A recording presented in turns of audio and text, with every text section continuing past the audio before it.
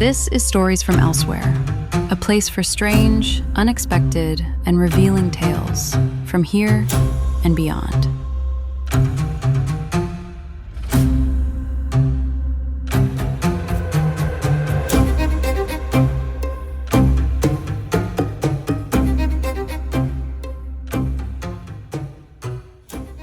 Hey, this is Scott, and welcome to Stories from Elsewhere.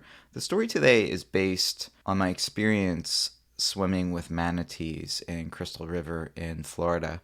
One of the most amazing things I've ever done, and just to think about the peacefulness and the gracefulness and the harmony with which manatees seem to exist within their environment is something that we can take a lesson from. So I hope you like this story. It's called The World According to Bo.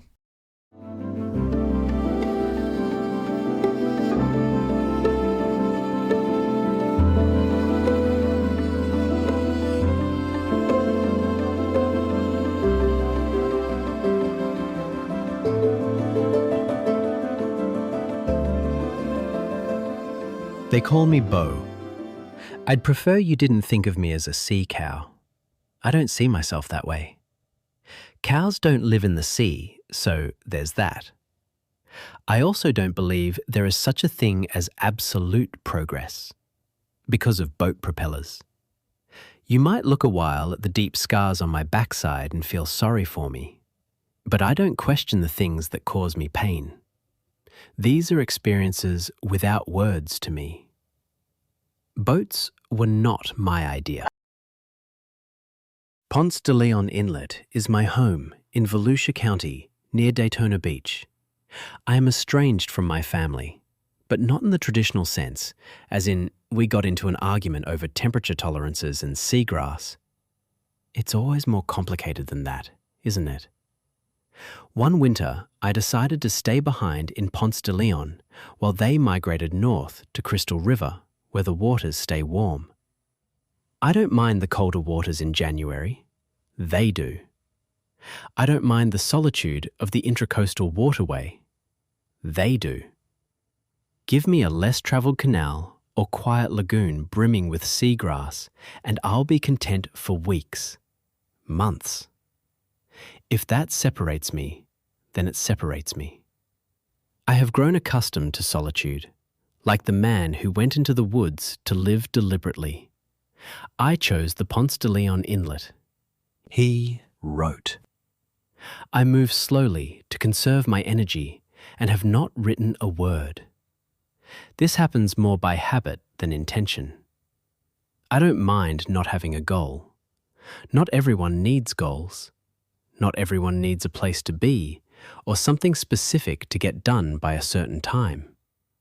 It's a reality that injuries happen, especially in the canals. There's nothing you or I can do about them. Even though I surface less for air these days because of my size, it's nearly impossible for the fishing boats to avoid grazing me from time to time as they come in from the open water.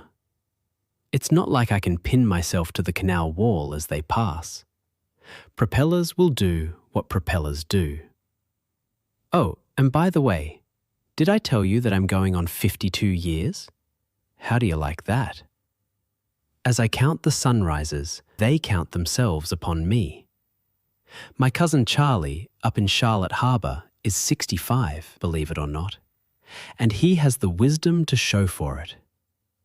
When we used to see each other more before the falling out, we agreed that we couldn't be bothered with the worries of others, those of our own family or those of the ones who consider us threatened. Charlie would say, "Aren't we all threatened?" And that would put a weight around our tails, no longer endangered, but threatened. Being endangered is a special kind of expectation because everyone's looking at you.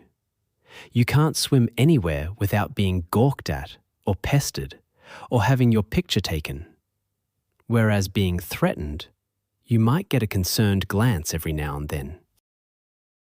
Have I told you that the idea of being in a picture makes me feel like a zoo animal, an oddity? I was born wild and I'll die wild, and that's it. Life feels long, but it's brief. That's all the knowledge I have. That's all the acceptance I can muster and pack into a little cardboard box. And if by chance you don't love sea cows, that's okay.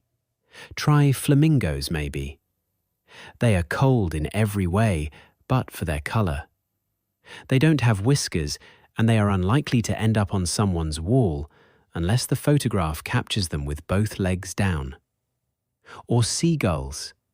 They certainly love gliding over the sea. I don't know what else to say. My name is Beau. I live alone in the Ponce De Leon Inlet. My family isn't coming back from Crystal River. What else is there? I've grown not to like thinking as much as I used to. I've found that it ties you up in knots and makes the blue waters of the waterways less immediate, less clear. You could call it a blessing and a curse, a joy to see underneath the why of everything, but a curse in how it gets you stuck on things like, why isn't there more seagrass? Why did the conservationists try to move me into the sanctuary? The cycling of these thoughts, the needless circles of them, taking you away from the delightfulness of gentle swimming as an end-all, be-all. I used to not think at all, but then I started listening to people at the seaside restaurants, and it seeped into me, the formulations. It took on an unstoppable life. I don't write down my thoughts, but maybe I should. Maybe in my next life I will have legs again. I hear it's good for you to do some walking if you have legs. It's good for you to think about your next life, how this one can never be repeated. If push comes to shove, I always have the ocean to swim out into if I ever wanted. I have a feeling that I am old upon this earth, older than anything I see.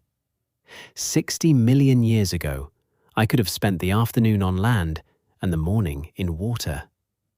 I am a Sirenian, they say. I am of an ancient lineage, but so is everything on the earth and above it, the stars at night, the sun by day, and so is everything in the sea. It's as if we could live forever there in its depths, without trying to eat each other to survive. Just so you know, I'm not in favour of the food chain. It's why I stick to seagrass and water hyacinths and mangrove leaves. I never worry too much about my weight or feel self-conscious about it. There is the infinite within, calling you to it in every moment. I hope you can go there. I have, more and more. You know, one day I might just venture up to Crystal River to enjoy the winter warmth there.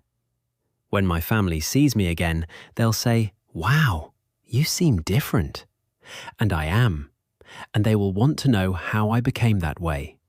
And I'll say, I can't tell you how. You have to spend a good deal of time alone in the Ponce De Leon Inlet and look into yourself, and not get swept up in thinking about too many things for too long.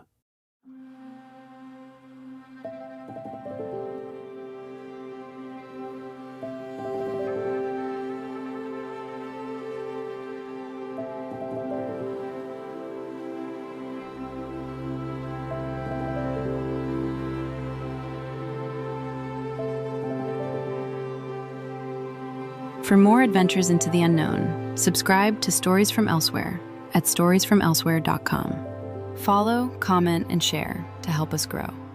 See you on the other side.